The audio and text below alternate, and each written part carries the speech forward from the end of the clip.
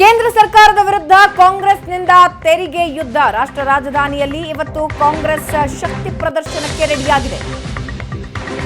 ದೆಹಲಿಯಲ್ಲೇ ಮೋದಿ ಸರ್ಕಾರದ ವಿರುದ್ಧ ಕಾಂಗ್ರೆಸ್ ರಣಾರ್ಭಟ.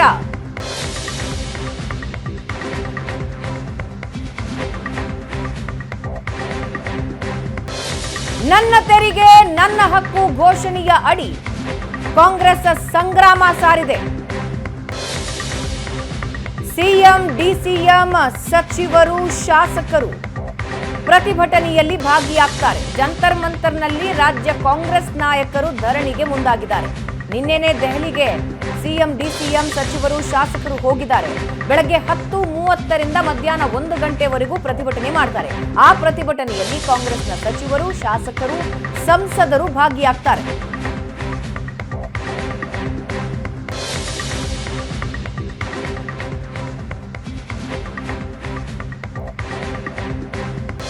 ದೆಹಲಿ ವಿಜುವಲ್ಸ್ ನೀವು ನೋಡ್ತಾ ಇದ್ದೀರಾ.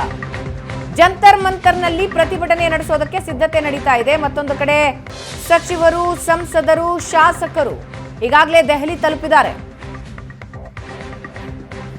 ನನ್ನ ತೆರಿಗೆ ನನ್ನ ಹಕ್ಕು ಘೋಷವಾಕ್ಯದ ಅಡಿ ಕಾಂಗ್ರೆಸ್ ಕೇಂದ್ರದ ವಿರುದ್ಧ ಹೋರಾಟಕ್ಕೆ ರೆಡಿಯಾಗಿದೆ.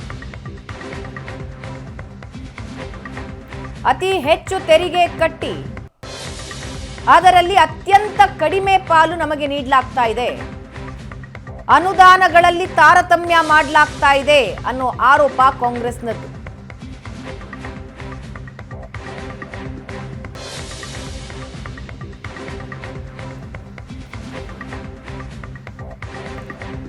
ಈ ಬಗ್ಗೆ ಇನ್ನಷ್ಟು ಡೀಟೇಲ್ಸ್ ಹಂಚಿಕೊಳ್ಳೋದಕ್ಕೆ ನಮ್ಮ political bureau head Anand Baidanamane live ನಲ್ಲಿ ಜಾಯ್ನ್ ಆಗ್ತಿದ್ದಾರೆ. ನಮ್ಮ ದೆಹಲಿ ಪ್ರತಿನಿಧಿ ಮಂಜುನಾಥ್ ಪ್ರತಿಭಟನೆಗೆ ರೆಡಿ ಆಗಿರೋ ಸ್ಥಳದಿಂದ ನಮ್ಮ ಜೊತೆ ಲೈವ್ ನಲ್ಲಿ ಜಾಯ್ನ್ ಆಗ್ತಿದ್ದಾರೆ. ಆನಂದ್, ಒಂದು ಸಂಗ್ರಾಮ ದೆಹಲಿಯಲ್ಲಿ, ಒಂದು ಸಂಗ್ರಾಮ ಬೆಂಗಳೂರಿನಲ್ಲಿ.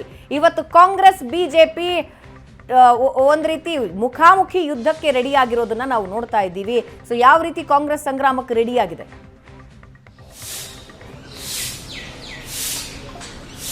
ಭಾವನಾ, ಕರ್ನಾಟಕ ರಾಜಕಾರಣದ ಇತಿಹಾಸದಲ್ಲಿ ಮೊದಲ ಬಾರಿಗೆ ಅಂದ್ರೂ ಕೂಡ ತಪ್ಪಾಗಲಾರದು, ಒಂದು ಆಡಳಿತಾರೂಢವಾಗಿರತಕ್ಕಂಥ ಪಕ್ಷ, ಒಂದು ಸರ್ಕಾರ ಕೇಂದ್ರ ಸರ್ಕಾರದ ವಿರುದ್ಧ ಹೋರಾಟ ಮಾಡಲಿಕ್ಕೆ ಮುಂದಾಗಿರ್ತಕ್ಕಂಥದ್ದು.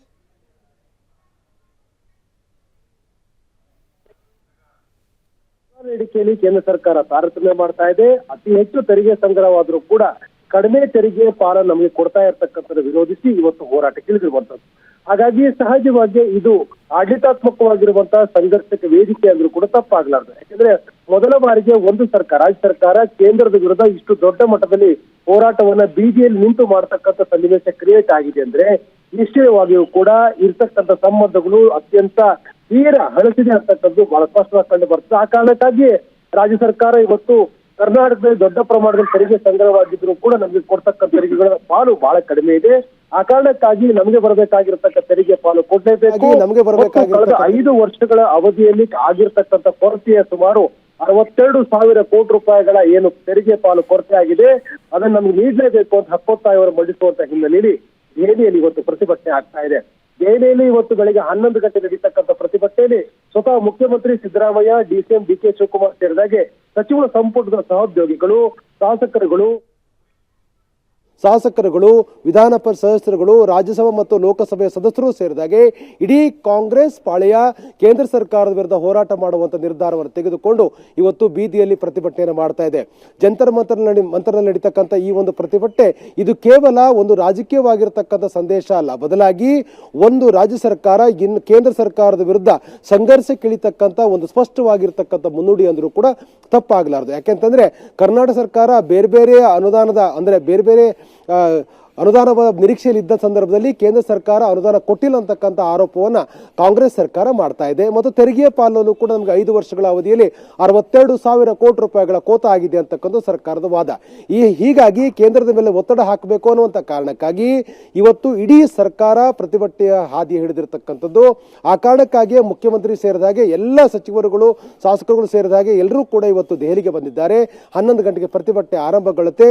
ಈ ಪ್ರತಿಭಟನೆ ಮೂಲಕ ಕೇಂದ್ರ ಸರ್ಕಾರದ ಮೇಲೆ ಒತ್ತಡ ಹೇರ್ತಕ್ಕಂಥದ್ದು. ನಮಗೆ ಬರಬೇಕಾಗಿರ್ತಕ್ಕಂಥ ತೆರಿಗೆ ಪಾಲನ್ನ, ನಮಗೆ ಬರಬೇಕಾಗಿರ್ತಕ್ಕಂಥ ವಿಶೇಷ ಅನುದಾನವನ್ನ, ಕೇಂದ್ರ ಪುರಸ್ಕೃತ ಯೋಜನೆ ಕೊಡಬೇಕಾಗಿರ್ತಕ್ಕಂಥ ಹಣವನ್ನ ಕೊಡಬೇಕು ಅಂತ ಹೇಳಿ ಒತ್ತಾಯ ಮಾಡುವ ನಿಟ್ಟಿನಲ್ಲಿ ಇವತ್ತು ಪ್ರತಿಭಟನೆ ಆಗತ್ತೆ. ಇದೇ ಪ್ರತಿಭಟನೆಯನ್ನು ವಿರೋಧಿಸಿ ಇವತ್ತು ಬೆಂಗಳೂರಲ್ಲೂ ಕೂಡ ದೊಡ್ಡ ಮಟ್ಟದ ಪ್ರತಿಭಟನೆಯನ್ನು ಬಿಜೆಪಿ ನಡೆಸ್ತಾ ಇದೆ. ಗಾಂಧಿ ಪ್ರತಿಮೆ ಬಳಿ ನಡೀತಕ್ಕಂಥ ಈ ಪ್ರತಿಭಟನೆಯಲ್ಲಿ ವಿಜೇಂದ್ರ ಸೇರಿದಾಗೆ ಪಕ್ಷದ ಶಾಸಕರುಗಳು, ಪರಿಷತ್ ಸದಸ್ಯರುಗಳು ಸೇರಿದಾಗೆ ಪ್ರಮುಖ ಬಿಜೆಪಿ ನಾಯಕರು ಭಾಗಿಯಾಗ್ತಾರೆ. ರಾಜಕೀಯ ಕಾರಣಕ್ಕಾಗಿ ನಡೆಸ್ತಾ ಇರತಕ್ಕಂಥ ಈ ಪ್ರತಿಭಟನೆಯ ಹಿಂದೆ ಒಂದು ಸ್ಪಷ್ಟವಾಗಿರ್ತಕ್ಕಂಥ ಷಡ್ಯಂತ್ರ ಇದೆ ಅಂತಕ್ಕಂಥದ್ದು ಬಿಜೆಪಿಯ ವಾದ. ಆ ಕಾರಣಕ್ಕಾಗಿ ವಿಧಾನಸೌಧ ಮತ್ತು ವಿಕಾಸದ ಮಧ್ಯದಲ್ಲಿರತಕ್ಕಂಥ ಗಾಂಧಿ ಪ್ರತಿಮೆ ಬಳಿ ಬಿಜೆಪಿ ಪ್ರತಿಭಟನೆ ಮಾಡೋದ್ರ ಮೂಲಕ ಆಡಳಿತವಾಗಿರತಕ್ಕಂಥ ಕಾಂಗ್ರೆಸ್ ಸರ್ಕಾರವನ್ನು ನಡೆಸುವಲ್ಲಿ ವಿಫಲವಾಗಿದೆ ಅಂತಕ್ಕಂಥನ ಜನರ ಮುಂದಿಡತಕ್ಕಂಥ ಪ್ರಯತ್ನ ಮಾಡ್ಲಿಕ್ಕೆ ಹೊರಟಿದೆ. ಹಾಗಾಗಿ ಎರಡು ಪ್ರತಿಭಟನೆಗಳು ಇವತ್ತು ಕರ್ನಾಟಕ ರಾಜಕಾರಣದಲ್ಲಿ ಬಹಳ ದೊಡ್ಡ ಮಟ್ಟಸದ್ದನ್ನು ಮಾಡ್ತಾ ಇದೆ. ಭಾವನಾ. ಎಸ್, ದೆಹಲಿಯಿಂದ ಮಂಜು ನಮ್ಮ ಜೊತೆ ಲೈವ್ ನಲ್ಲಿದ್ದಾರೆ. ಪ್ರತಿಭಟನಾ ಸ್ಥಳದ ಸಿದ್ಧತೆಗಳ ಬಗ್ಗೆ ನಮ್ಮ ಜೊತೆ ಮಾಹಿತಿ ಹಂಚಿಕೊಳ್ತಾರೆ. ಇವತ್ತು ಶಕ್ತಿ ಪ್ರದರ್ಶನಕ್ಕೆ ರಾಜ್ಯ ಕಾಂಗ್ರೆಸ್ ರೆಡಿಯಾಗಿದೆ. ಮಂಜು, ನನ್ನ ತೆರಿಗೆ ನನ್ನ ಹಕ್ಕು ಘೋಷವಾಕ್ಯನ ಇಟ್ಕೊಂಡು ದೆಹಲಿಯಲ್ಲಿ ಪ್ರತಿಭಟನೆ ಮಾಡೋದಕ್ಕೆ ರೆಡಿ ಆಗ್ತಾ ಇದೆ. ಸಿದ್ಧತೆಗಳು ಹೇಗೆ ನಡೆದಿವೆ ಅಲ್ಲಿ? ಭಾವನಾ, ಆರ್ಥಿಕ ದೌರ್ಜನ್ಯ ಅಂತಲೇ ಕಾಂಗ್ರೆಸ್ನಿಂದ ಖಂಡಿತವಾಗಿರುವಂತಹ ಪ್ರತಿಭಟನೆ ಇದು. ಈಗ ನಾವು ದೆಹಲಿಯ ಜಂತರ್ ಮಂತರ್ನಲ್ಲಿದ್ದೇವೆ. ಇದು ಪ್ರತಿಭಟನಾ ನಡೆಯುವಂತಹ ಸ್ಥಳ. ಸುಮಾರು 4 ಗಂಟೆಗಳ ಕಾಲ ಇಲ್ಲಿ ಪ್ರತಿಭಟನೆ ನಡೆಯುತ್ತೆ. 10-10:30ಗೆ ಶುರುವಾಗಲಿರುವಂತಹ ಪ್ರತಿಭಟನೆ ಸುಮಾರು 1:30 ತನಕ ನಡೆಯುವಂತಹ ಸಾಧ್ಯತೆಗಳು ಇದೆ ಅನ್ನುವಂತಹ ಮಾಹಿತಿ. ಅದಕ್ಕೂ ಮೀರಿ ಕೂಡ ನಡೆಯಬಹುದು ಅಂತ ಹೇಳಲಾಗ್ತಾ ಇದೆ. ಈ ಒಂದು ಪ್ರತಿಭಟನೆಯಲ್ಲಿ ಕರ್ನಾಟಕದ ಮುಖ್ಯಮಂತ್ರಿಗಳಾದಂಥ ಸಿದ್ದರಾಮಯ್ಯನವರು ಹಾಗೂ ಉಪಮುಖ್ಯಮಂತ್ರಿಗಳಾದಂಥ ಡಿ.ಕೆ. ಶಿವಕುಮಾರ್ ಅವರ ಜೊತೆಗೆ ಸೇರಿ ಇಡೀ ಸಚಿವ ಸಂಪುಟ ಮತ್ತು ಶಾಸಕರು ಹೆಚ್ಚು ಕಡಿಮೆ 170 ಜನ ಈ ಒಂದು ವೇದಿಕೆಯಲ್ಲಿ ಇವತ್ತು ಕೂತು ಪ್ರತಿಭಟಿಸ್ತಾರೆ. ಕಾಂಗ್ರೆಸ್ನ ಅಂದರೆ ಬಿಜೆಪಿಯ ಧೋರಣೆಯನ್ನ, ಅದರಲ್ಲೂ ಕೂಡ ಕರ್ನಾಟಕಕ್ಕೆ ಆಗ್ತಾ ಇರುವಂತಹ ಅನ್ಯಾಯವನ್ನ ಪ್ರತಿಭಟಿಸುವ ಸಲುವಾಗಿ ಈ ಒಂದು ವೇದಿಕೆಯನ್ನ ನಿರ್ಮಾಣ ಮಾಡಲಾಗಿದೆ. ಇಲ್ಲಿ 10-10:30 ಹೊತ್ತಿಗೆ ಪೂರ್ತಿಯಾಗಿ ಇಲ್ಲಿ ಅಂದ್ರೆ ಶಾಸಕರು ಮತ್ತೆ ಎಲ್ಲರೂ ಕೂಡ ಕಾಂಗ್ರೆಸ್ನಿಂದ ಕೆಲವು ಮುಖಂಡರು, ಹಿರಿಯ ಮುಖಂಡರು ಎಲ್ಲರೂ ಕೂಡ ಬಂದಿದ್ದಾರೆ. ಅವರು ಆಲ್ರೆಡಿ ನಿನ್ನೆ ಮಧ್ಯಾಹ್ನದಿಂದಲೂ ಕೂಡ ದೆಹಲಿಗೆ ಬರುವಂಥದ್ದು ಶುರುವಾಯಿತು. ನಿನ್ನೆ ಮಧ್ಯರಾತ್ರಿ ಸಿಎಂ ಸಿದ್ದರಾಮಯ್ಯ ಅವರು ದೆಹಲಿ ತಲುಪಿದ್ರು. ಸೊ ಈ ಎಲ್ಲರೂ ಕೂಡ ಇವತ್ತು ಬೆಳಿಗ್ಗೆ ಅಂದ್ರೆ 10-10:30 ಹೊತ್ತಿಗೆ ಈ ಒಂದು ವೇದಿಕೆಗೆ ಬರುವಂತ ಸಾಧ್ಯತೆ ಇದೆ. ಕೇಂದ್ರ ಸರ್ಕಾರದ ಮಲತಾಯಿಯ ಧೋರಣೆಯನ್ನ ಖಂಡಿಸಿ ಇಲ್ಲಿ ಪ್ರತಿಭಟನೆಯನ್ನ ಮಾಡಬೇಕು ಅನ್ನುವಂತಹ ಏನು ಕಾಂಗ್ರೆಸ್ ಕರೆ ಕೊಟ್ಟಿದೆ ಅಥವಾ ಕಾಂಗ್ರೆಸ್ ನಿರ್ಣಯ ಕೈಗೊಂಡಿದೆ, ಅದರ ಪರವಾಗಿ ಮತ್ತೆ ಬಿಜೆಪಿ ಸರ್ಕಾರದ ವಿರುದ್ಧವಾಗಿ ಒಂದಷ್ಟು ಘೋಷಣೆಗಳು, ಭಾಷಣಗಳು ಎಲ್ಲವನ್ನು ಕೂಡ ನೋಡಬಹುದಾಗಿರುತ್ತೆ ಇಲ್ಲಿ. ಅದರ ಜೊತೆಗೆ ಕಾಂಗ್ರೆಸ್ನ ಹಿರಿಯ ನಾಯಕರು ಅಂದ್ರೆ ಇಲ್ಲಿ ಎಐಸಿಸಿಯ ಕೆಲವು ಹಿರಿಯ ನಾಯಕರು ಕೂಡ ಭಾಗವಹಿಸ್ತಾರೆ ಅನ್ನುವಂಥ ಮಾಹಿತಿ ಇದೆ. ಅದರ ಜೊತೆಯಲ್ಲಿ ಒಂದು ಯೋಚನೆ ಕೂಡ ಇದೆ. ಇದು ಜಾರಿಗೆ ತರ್ತಾರ ಇಲ್ವಾ ಅನ್ನುವಂಥದ್ದು ಗೊತ್ತಿಲ್ಲ. ಆದರೆ ಇವತ್ತೆಲ್ಲರೂ ಕೂಡ ಕಪ್ಪು ಪಟ್ಟಿ ಅಥವಾ ಕಪ್ಪು ಶರ್ಟ್ ಅಥವಾ ಕಪ್ಪು ಶಾಲು ಹಾಕ್ಕೊಂಡು ಒಂದು ಪ್ರತಿಭಟನೆ ಮಾಡಬೇಕು ಅನ್ನುವಂಥ ಹಿನ್ನೆಲೆಯಲ್ಲಿ ಕಾಂಗ್ರೆಸ್ನ ಕೆಲವು ನಾಯಕರು ಚಿಂತನೆಯನ್ನು ನಡೆಸಿದ್ದಾರೆ. ಅಂತಿಮವಾಗಿ ಮುಖ್ಯಮಂತ್ರಿಗಳು ಏನು ತೀರ್ಮಾನ ಮಾಡ್ತಾರೋ ಅದರಂತೆ ಮಾಡೋಣ ಅನ್ನುವಂಥದ್ದು ಕೂಡ ನಿನ್ನೆ ಅಭಿಪ್ರಾಯ ವ್ಯಕ್ತ ಆಗಿರುವಂಥದ್ದು. ಈ ರೀತಿಯಾದಂಥ ಸಿದ್ಧತೆಗಳನ್ನು ಮಾಡಿಕೊಂಡಿದ್ದಾರೆ ಕೇಂದ್ರ ಸರ್ಕಾರದ ವಿರುದ್ಧ ಧಿಕ್ಕಾರಗಳನ್ನು ಕೂಗ್ಲಿಕ್ಕೆ. ಭಾವನಾ. ಎಸ್ ಆನಂದ್, ಬಿಜೆಪಿ ಸ್ವತಃ ಕಾಂಗ್ರೆಸ್ಗೆ ಒಂದು ಅಸ್ತ್ರ ಕೊಟ್ಟ ಹಾಗಾಯ್ತಾ? ಯಾಕಂದ್ರೆ ಡಿ.ಕೆ. ಸುರೇಶ್ ಅವರ ಹೇಳಿಕೆ ವಿರೋಧಿಸಿ ಲೋಕಸಭೆಯಲ್ಲೂ ಕೂಡ ವಾಗ್ದಾಳಿ ನಡೆಸಲಾಯಿತು. ಎಲ್ಲೋ ಒಂದು ಕಡೆ ಕೈಗೆ ಅಸ್ತ್ರ ಕೊಡ್ತಾ ಬಿಜೆಪಿ ಕಾಂಗ್ರೆಸ್ಗೆ. ಭಾವನಾ, ಸಹಜವಾಗಿ ಕೇಂದ್ರ ಬಜೆಟ್ ಮಂಡನೆ ಆದಾಗ ನಿಶ್ಚಯವಾಗಲೂ ಕೂಡ ನಮಗೆ ಬರಬೇಕಾಗಿರತಕ್ಕಂಥ ಪಾಲು ಸಿಕ್ಕಿಲ್ಲ ಅಂತಕ್ಕಂಥ ಅಭಿಪ್ರಾಯವನ್ನು ವ್ಯಕ್ತಪಡಿಸುವ ಸಂದರ್ಭದಲ್ಲಿ ಸುರೇಶ್ ಅವರು ಸ್ಟೇಟ್ಮೆಂಟ್ ಕೊಡ್ತಾರೆ. ದಕ್ಷಿಣ ಭಾರತ ಒಂದು ಪ್ರತ್ಯೇಕವಾಗಿರತಕ್ಕಂಥ ರಾಷ್ಟ್ರ ಆಗಬೇಕಾಗಿರ್ತಕ್ಕಂಥ ಸ್ಥಿತಿಗೆ ತಲುಪತ್ತೆ ಅನ್ನುವ ರೀತಿಯಲ್ಲಿ ಅವರು ಒಂದು ಹೇಳಿಕೆ ಕೊಟ್ಟಿದ್ರು. ನಿಶ್ಚಯವಾಗಿಯೂ ಕೂಡ ಅದು ರಾಜಕೀಯವಾಗಿ ದೊಡ್ಡ ಮಟ್ಟದ ಸದ್ದನ್ನು ಮಾಡ್ತು. ಆದರೆ ಈಗ ನಿಜವಾಗ್ಲೂ ರಾಜ್ಯದ ಬಿಜೆಪಿ ನಾಯಕರು ಈ ವಿಚಾರದಲ್ಲಿ ಅಂದ್ರೆ ಸುರೇಶ್ ಕೊಟ್ಟಂತ ಹೇಳಿಕೆ ವಿಚಾರದಲ್ಲಿ ಹೋರಾಟವನ್ನು ಕೂಡ ಮಾಡಿದ್ರು. ಯುವ ಮೋರ್ಚಾ ಕಾರ್ಯಕರ್ತರು ಸಂಸದರಾಗಿರ್ತಕ್ಕ ಸುರೇಶ್ ಅವರ ಮನೆಗೆ ನುಗ್ಗುವಂತ ಪ್ರಯತ್ನವನ್ನು ಕೂಡ ಮಾಡಿದ್ರು. ಪ್ರತಿಭಟನೆಗಳಾಗಿತ್ತು. ಇವೆಲ್ಲವೂ ಕೂಡ ಒಂದು ಕಡೆ ನಡೀತಾ ಇದ್ರೆ ಕೇಂದ್ರದ ಸರ್ಕಾರ ಮಂಡಿಸಿರ್ತಕ್ಕಂಥ ಏನು ಬಜೆಟ್ ಅಲ್ಲಿ ಕರ್ನಾಟಕ ಬರಬೇಕಾಗಿರ್ತಕ್ಕಂಥ ಅನುದಾನದ ವಿಚಾರದಲ್ಲಿ ಕೊಂಚ ಎಡವಟ್ಟಾಗಿದೆ ಅಂತಕ್ಕಂಥದ್ದನ್ನ ಬಹುತೇಕ ಎಲ್ಲ ನಾಯಕರು ಕೂಡ ಒಪ್ಪಿಕೊಳ್ತಾರೆ. ಆದ್ರೆ ಇದು ಲೇಖಾನುದಾನ ಆಗಿರುವಂತಹ ಕಾರಣಕ್ಕಾಗಿ ಮುಂದಿನ ಒಂದು ಪೂರ್ಣ ಪ್ರಮಾಣದ ಬಜೆಟ್ ಅಲ್ಲಿ ಅನುದಾನಗಳು ಪೂರ್ಣ ಪ್ರಮಾಣದಲ್ಲಿ ಸಿಗುತ್ತೆ ಅಂತಕ್ಕಂಥ ಒಂದು ಭರವಸೆ ಮಾತನ್ನು ಕೂಡ ಕೇಂದ್ರದಲ್ಲಿರತಕ್ಕ ಸಚಿವರುಗಳು ಸಂಸದರಲ್ಲಿ ಹೇಳ್ತಾ ಇದ್ದಾರೆ. ಆದ್ರೆ ವಾಸ್ತವ ಅದಕ್ಕೆ ಭಿನ್ನ ಆಗಿದೆ ಅಂತಕ್ಕಂಥ ಮಾತನ್ನ ಕಾಂಗ್ರೆಸ್ ನಾಯಕರು ಹೇಳ್ತಾ ಇದ್ದಾರೆ. ಆ ಕಾರಣಕ್ಕಾಗಿ ಈ ಒಂದು ವಿಚಾರವನ್ನು ಇಟ್ಕೊಂಡು ಹೋರಾಟ ಮಾಡಿದ್ರೆ ಒಂದು ಸಕಾರಾತ್ಮಕವಾಗಿರ್ತಕ್ಕಂಥ ಒಂದು ಟ್ರೆಂಡ್ ಅನ್ನು ಸೆಟ್ ಮಾಡಬಹುದು ಅಂತಕ್ಕಂಥ ಲೆಕ್ಕಾಚಾರ. ಆ ಕಾರಣಕ್ಕಾಗಿ ಇವತ್ತು ಕಾಂಗ್ರೆಸ್ ನಾಯಕರು ಹೋರಾಟವನ್ನು ಕೈಗೆತ್ತಿಕೊಂಡಿರ್ತಕ್ಕಂಥದ್ದು. ಈ ಹೋರಾಟದ ಮೂಲಕ ಕೇಂದ್ರ ಸರ್ಕಾರ ಕರ್ನಾಟಕಕ್ಕೆ ಸಿಗಬೇಕಾಗಿರ್ತಕ್ಕಂಥ ಮತ್ತು ಕರ್ನಾಟಕ ಕೊಡಬೇಕಾಗಿರ್ತಕ್ಕಂಥ ಅನುದಾನದಲ್ಲಿ ವ್ಯತ್ಯಾಸಗಳನ್ನು ಮಾಡ್ತಾ ಇದೆ. ರಾಜಕೀಯವಾಗಿ ಎಲ್ಲವನ್ನೂ ಕೂಡ ಅರ್ಥೈಸ್ಕೊಳ್ತಕ್ಕಂಥ ಯೋಚನೆ ಮಾಡ್ತಕ್ಕಂಥ ತೀರ್ಮಾನ ಮಾಡ್ತಾ ಇದೆ. ಆ ಕಾರಣಕ್ಕಾಗಿ ಕರ್ನಾಟಕ ಅನ್ಯಾಯ ಆಗಿದೆ ಅಂತಕ್ಕಂಥ ಬಿಂಬಿಸುವಂತ ಪ್ರಯತ್ನ, ಒಂದು ಪ್ಲಾಟ್ಫಾರ್ಮ್ ರೆಡಿ ಮಾಡಿಕೊಂಡು ಲೋಕಸಭಾ ಚುನಾವಣೆಯ ಸಂದರ್ಭದಲ್ಲಿ ಕೇಂದ್ರದ ವಿರುದ್ಧ ವಾಗ್ದಾಳಿ ಮಾಡಲಿಕ್ಕೆ ಈ ಪ್ರತಿಭಟನೆಯನ್ನು ಬಳಸಿಕೊಳ್ಬೇಕು ಅಂತಕ್ಕಂಥದ್ದು, ಈ ಪ್ರತಿಭಟನೆ ಮೂಲಕ ನಿರ್ಮಾಣ ಮಾಡಿರತಕ್ಕ ಸ್ಥಿತಿಯನ್ನ ಜನರ ಬಳಿಗೆ ತೆಗೆದುಕೊಂಡು ಹೋಗಬೇಕು ಅಂತಕ್ಕಂಥದ್ದು ಕಾಂಗ್ರೆಸ್ ಲೆಕ್ಕಾಚಾರ. ಆ ಕಾರಣಕ್ಕಾಗಿ ಒಂದು ಟ್ರೆಂಡ್ ಸೆಟ್ಟಿಂಗ್ ಮಾಡುವಂತ ಹಿನ್ನೆಲೆಯಿಂದ ಇವತ್ತು ಇಡೀ ಸರ್ಕಾರ ಬಂದು ದೆಹಲಿಯಲ್ಲಿ ಪ್ರತಿಭಟನೆ ಮಾಡ್ತಾ ಇರತಕ್ಕಂಥದ್ದು. ಈ ಪ್ರತಿಭಟನೆಯ ಮೂಲಕ ನಿಶ್ಚಯವಾಗಿಯೂ ಕೂಡ ಯಾವ ವಿಚಾರವನ್ನು ಜನರಿಗೆ ತಿಳಿಸಬೇಕಾಗಿತ್ತು, ಯಾವ ಒಂದು ಅಜೆಂಡಾ ಇದೆಯೋ ಆ ಅಜೆಂಡಾ ನಿಶ್ಚಯವಾಗಿಯೂ ಕೂಡ ಜನರ ಬಳಿಗೆ ಹೋಗುತ್ತೆ ಅಂತಕ್ಕಂಥ ವಿಶ್ವಾಸದಲ್ಲಿ ಕಾಂಗ್ರೆಸ್ ನಾಯಕರು ಇದ್ದಾರೆ. ಆದರೆ ಬಿಜೆಪಿ ಈ ವಿಚಾರದಲ್ಲಿ ಕಾಂಗ್ರೆಸ್ ವಿರುದ್ಧ ವಾಗ್ದಾಳಿ ಮಾಡಿದರೂ ಕೂಡ ಕರ್ನಾಟಕಕ್ಕೆ ಬರಬೇಕಾಗಿರ್ತಕ್ಕಂಥ ಒಂದು ಅನುದಾನದ ವಿಚಾರದಲ್ಲಿ ಒಂದಷ್ಟು ಒತ್ತಾಯ ಪೂರ್ವಕವಾಗಿರ್ತಕ್ಕಂಥ ಮನವಿಗಳನ್ನು ಮಾಡಬೇಕಾದಂತ ಅನಿವಾರ್ಯತೆಗೆ ಬಂದು ತಲುಪಿದ್ದಾರೆ ಅಂದ್ರೂ ಕೂಡ ತಪ್ಪಾಗಲಾರದು. ಯಾಕೆಂತಂದ್ರೆ ಕರ್ನಾಟಕದ ವಿಚಾರದಲ್ಲಿ ಕರ್ನಾಟಕಕ್ಕೆ ಬರಬೇಕಾಗಿರ್ತಕ್ಕಂಥ ಅನುದಾನದ ವಿಚಾರದಲ್ಲಿ ಯಾವುದೇ ಕಾರಣಕ್ಕೂ ಬಿಜೆಪಿ ನಾಯಕರು ವಿರೋಧ ಮಾಡಕ್ಕೆ ಸಾಧ್ಯ ಆಗುದಿಲ್ಲ. ಹೆಚ್ಚು ಅನುದಾನ ಬರಬೇಕಾಗಿತ್ತು ಅಂತಕ್ಕಂಥ ಒತ್ತಾಯವನ್ನು ಸಹಜವಾಗಿ ಮಾಡಬೇಕಾಗತ್ತೆ. ಆದರೆ ಬಿಜೆಪಿ ನಾಯಕರು ಈ ಹಿಂದಿನ ಮನಮೋಹನ್ ಸಿಂಗ್ ಸರ್ಕಾರಕ್ಕೆ ಹೋಲಿಸಿದ್ರೆ ಮೋದಿ ಸರ್ಕಾರ ಕಳೆದ 2 ಅವಧಿಗಳಲ್ಲಿ ಹೆಚ್ಚು ಅನುದಾನವನ್ನ ಕರ್ನಾಟಕ ಕೊಟ್ಟಿದೆ ಅಂತಕ್ಕಂಥ ಮಾತನ್ನ ಹೇಳ್ತಾ ಇದ್ದಾರೆ. ಆದ್ರೆ ಬಿಜೆಪಿ ನಾಯಕರು ಈ ವಾದವನ್ನ ಮುಂದಿಡುವ ಜೊತೆಗೇನೆ ಇನ್ನಷ್ಟು ಹೆಚ್ಚಿನ ಅನುದಾನದ ಒತ್ತಾಯವನ್ನು ಕೂಡ ಮಾಡ್ತಾ ಇದ್ದಾರೆ. ಹಾಗಾಗಿ ಆಗಿರ್ತಕ್ಕಂಥ ಅಂದ್ರೆ ಈಗ ಎದುರಾಗಿರ್ತಕ್ಕಂಥ ಸಮಸ್ಯೆಯನ್ನ ಡಿಫೆಂಡ್ ಮಾಡತಕ್ಕಂಥ ಪ್ರಯತ್ನವನ್ನ ಬಿಜೆಪಿ ನಾಯಕರು ಮಾಡ್ತಾ ಇದ್ದಾರೆ. ಆದ್ರೆ ಒಟ್ಟಲ್ಲಿ ಕರ್ನಾಟಕ ಬರಬೇಕಾಗಿರ್ತಕ್ಕಂಥ ಕೋತಾ ಆಗಿರ್ತಕ್ಕಂಥ ಅನುದಾನ ಇರ್ಬೋದು, ತೆರಿಗೆ ಪಾಲಿರ್ಬೋದು, ಎಲ್ಲವನ್ನು ಕೂಡ ಪಡ್ಕೊಳ್ಳುವ ನಿಟ್ಟಿನಲ್ಲಿ ಅಥವಾ ಪಡ್ಕೊಳ್ಳುವ ಸಂದರ್ಭದಲ್ಲಿ ಒಂದು ರಾಜಕೀಯವಾಗಿರ್ತಕ್ಕಂಥ ಅಜೆಂಡಾ ಸೆಟ್ ಮಾಡುವ ವಿಚಾರದಲ್ಲಿ ಕಾಂಗ್ರೆಸ್ ನಡೆಸ್ತಿರ್ತಕ್ಕಂಥ ಹೋರಾಟ ಒಂದು ದೊಡ್ಡ ಸ್ಟೆಪ್ ಅನ್ನ ಇಟ್ಟಿದೆ ಅಂದ್ರೂ ಕೂಡ ತಪ್ಪಾಗಲಾರದು. ಇದು ನಿಶ್ಚಯವಾಗಿಯೂ ಕೂಡ ಕರ್ನಾಟಕದಲ್ಲಿ ಒಂದು ಚರ್ಚೆ ಕಾರಣ ಆಗುತ್ತೆ.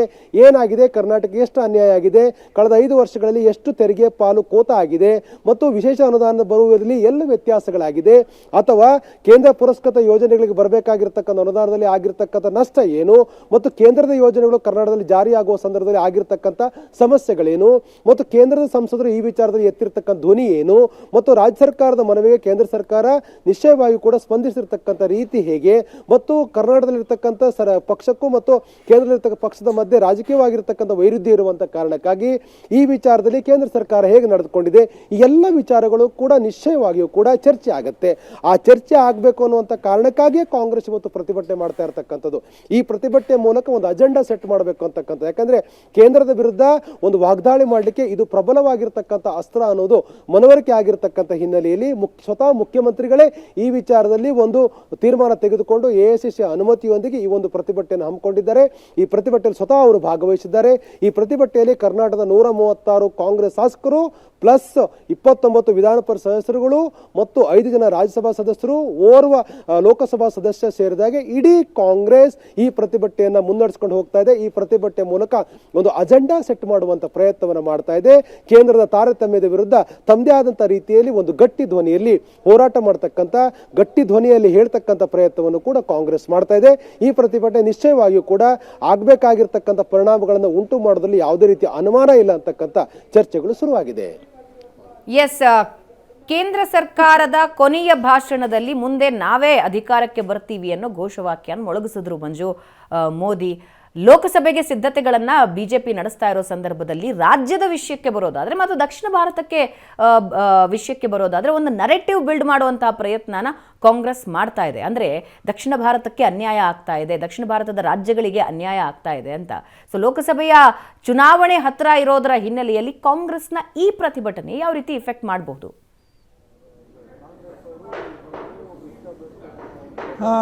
ಭಾವನಾ, ಇಲ್ಲಿ ಪ್ರಥಮವಾಗಿ 2 ವಿಚಾರ ನಾವು ನೋಡಬೇಕಾಗತ್ತೆ. ಒಂದು, ಬಿಜೆಪಿ ಒಂದು ರಾಷ್ಟ್ರೀಯವಾದವನ್ನು ಇಟ್ಟುಕೊಂಡು ಮುಂದೆ ಹೋಗ್ತಾ ಇರುವಂಥದ್ದು.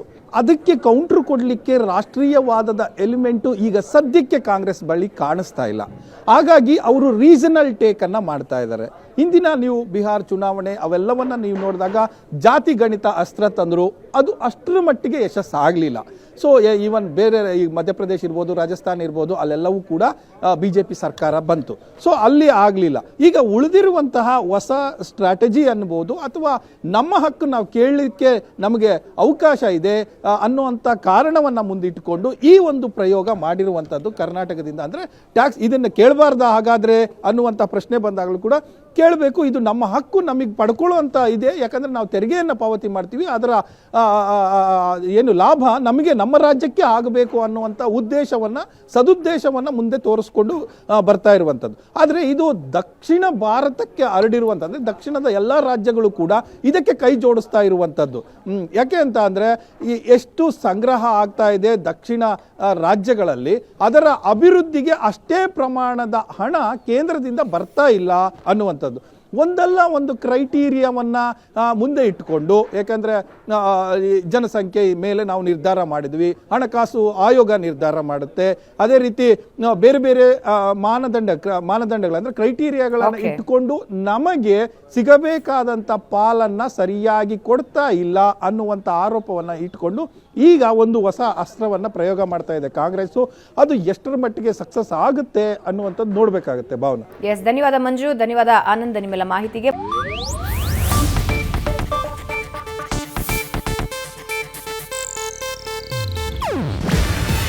ಇದು ಏಷ್ಯಾನೆಟ್ ನ್ಯೂಸ್ ನೆಟ್ವರ್ಕ್ ಪ್ರಸ್ತುತಿ. ನೀವು ನೋಡ್ತಿದ್ದೀರಾ ಏಷ್ಯಾನೆಟ್ ಸುವರ್ಣ ನ್ಯೂಸ್.